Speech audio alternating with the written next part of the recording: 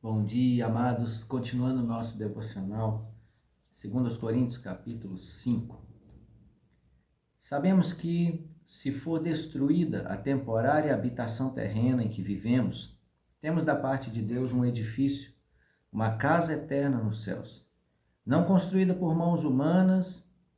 Enquanto isso, gememos, desejando ser revestidos da nossa habitação celestial, porque estando vestidos não seremos encontrados nus.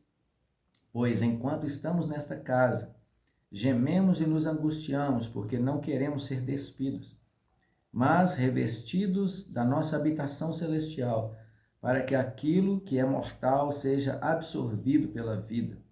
Foi Deus que nos preparou para esse propósito, dando-nos o Espírito como garantia do que está por vir. Do que o apóstolo Paulo está falando? Ele está dizendo do nosso corpo, da nossa vida aqui. Então, essa casa onde nós habitamos, essa carcaça, eu gosto de falar assim, né, onde o nosso espírito e a nossa alma habita dentro dessa carcaça, desse corpo, né? Então nós estamos revestidos. E a gente não quer deixar essa habitação, né? Não quer ser encontrado nu, ou seja, não quer morrer, né? No modo natural. A gente quer viver, né?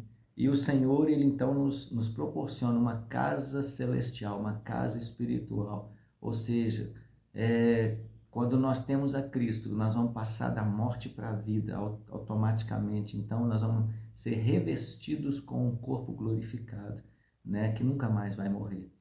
Então, quando nós entregamos a nossa vida a Cristo, né? Metaforicamente, a gente já morreu para o mundo, morreu para essa vida velha e já está vivendo uma nova vida.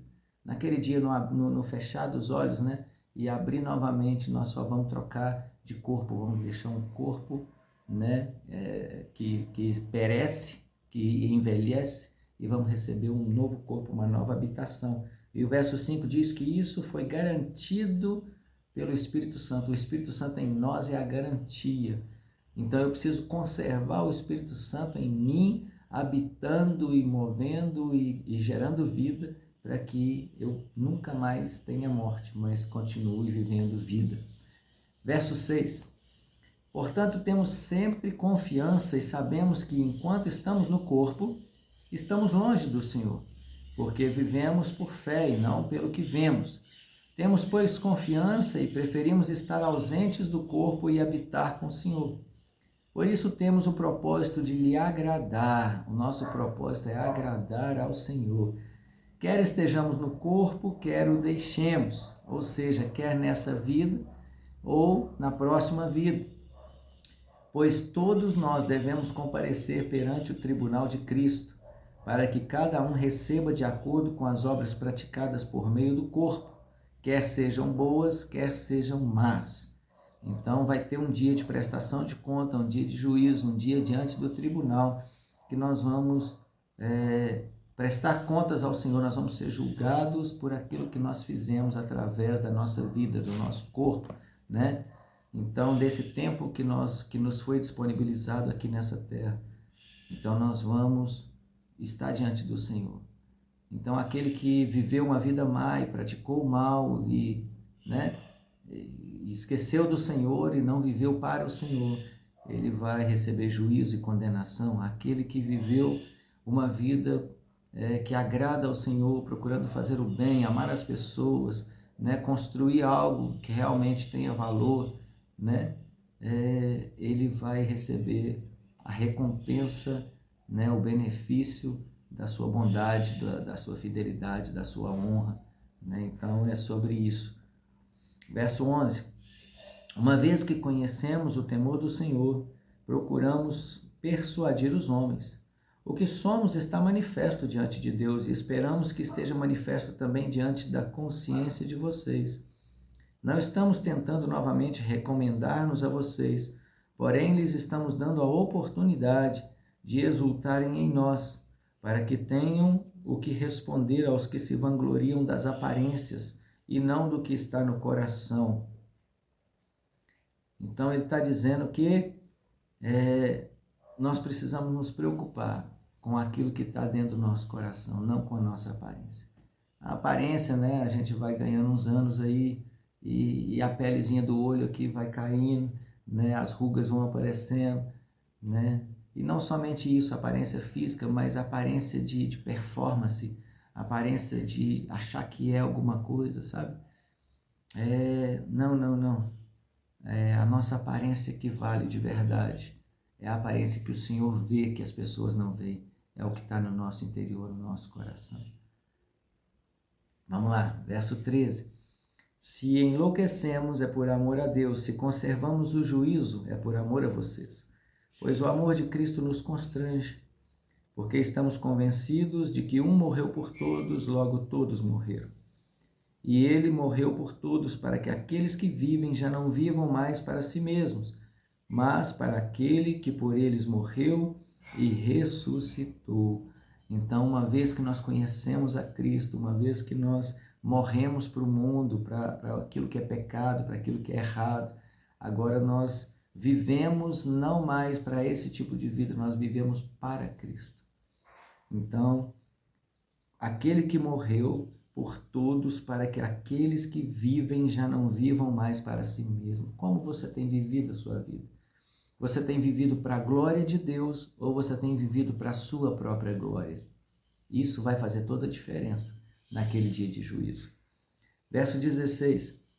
De modo que de agora em diante a ninguém mais consideramos do ponto de vista humano, ainda que antes tenhamos considerado Cristo dessa forma, porque Cristo veio em carne, em forma humana. Agora já não o consideramos assim, porque agora ele já está ressuscitado e assentado à direita de Deus. Verso 17. Portanto, se alguém está em Cristo, é nova criação, nova criatura. As coisas antigas já passaram e eis que surgiram coisas novas. Então, se você entregou a vida para Cristo, você está em Cristo. E agora as coisas velhas já passaram e agora tudo se fez novo. Deus te deu uma página em branco para você reescrever a sua história, escrever uma nova história. Amém? Verso 18. Tudo isso provém de Deus, que nos reconciliou consigo mesmo por meio de Cristo e nos deu o ministério da reconciliação. Ou seja, que Deus em Cristo estava reconciliando consigo o mundo, não levando em conta os pecados dos homens, e nos confiou a mensagem da reconciliação. Portanto, somos embaixadores de Cristo, como se Deus estivesse fazendo o seu apelo por nosso intermédio. Por amor a Cristo, lhes suplicamos, reconciliem-se com Deus. Então, assim como o Senhor nos deu o presente da reconciliação, nós fomos reconciliados, a gente estava longe, afastado, perdido, e Cristo veio e deu a sua vida na cruz para que nós fôssemos reconciliados com Deus pela fé, por crer nele e por aceitá-lo como Senhor e Salvador. Agora nós estamos reconciliados com Cristo. E agora ele nos deu o ministério da reconciliação. É nosso dever, é nossa obrigação. Precisa ser algo, né, do primeiro momento, quando a gente acorda até a noite, da gente reconciliar as pessoas com Deus. Não como uma religião, mas fazê-las voltar ao propósito inicial. De serem pessoas que amam o Senhor e que têm o prazer na companhia dele. E o último versículo, talvez o mais importante de todo o capítulo, diz, verso 21. Deus tornou pecado por nós aquele que não tinha pecado, para que nele nos tornássemos justiça de Deus. Então, em Jesus se cumpriu a condenação do pecado. Jesus, que nunca pecou, se tornou pecado no meu lugar e no seu lugar. E para quê? Para que nele nós nos tornássemos justiça de Deus. Então, a justiça de Deus, que era para executar a morte sobre o pecador, caiu sobre Jesus e nós fomos justificados pelo sacrifício de Jesus na cruz, pelo sangue derramado na cruz. Então é motivo para a gente ser muito grato a Deus. Ele fez tudo por nós e nós só precisamos nos voltar para Ele em amor, em adoração, em honra e viver a vida cristã dessa forma. Que Deus te abençoe, que esse seja um dia maravilhoso na presença do Senhor.